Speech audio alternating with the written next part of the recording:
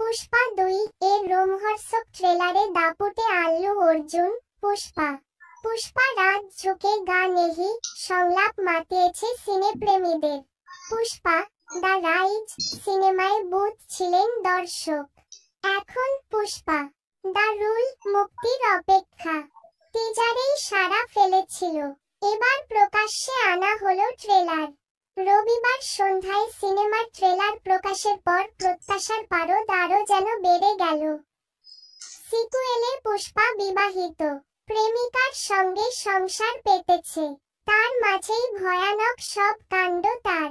রাশমিকা মান্দানা আল্লু অর্জুনের রোমান্টিক মুহূর্তের ঝলকও দেখা গেল।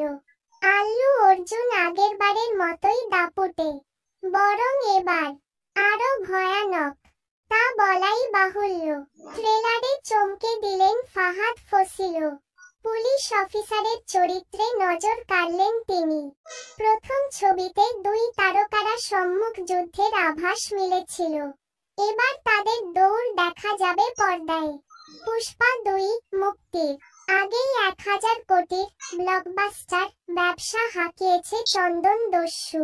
আর এই বিগ বাজেট সিনেমাতে অভিনয় করার জন্য আল্লু অর্জুন যে মোটা অঙ্কের টাকা নিয়েছেন, তাতে তিনটি বলিউড সিনেমা হয়ে যায়। আগামী ৫ই ডিসেম্বর ৭ ভাষায় মুক্তি পাচ্ছে পুষ্পা দ্য রুল।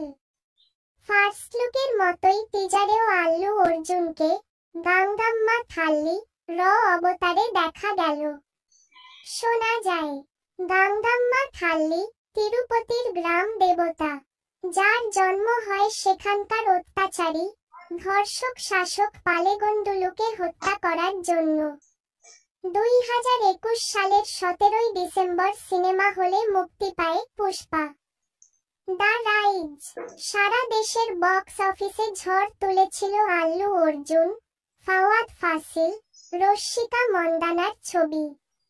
ছবির দ্বিতীয় ভাগ অর্থাৎ পুষ্পা দ্য রুল এর শুটিং ২০২২ সালেই শুরু হয়। এবার মুক্তির পালা।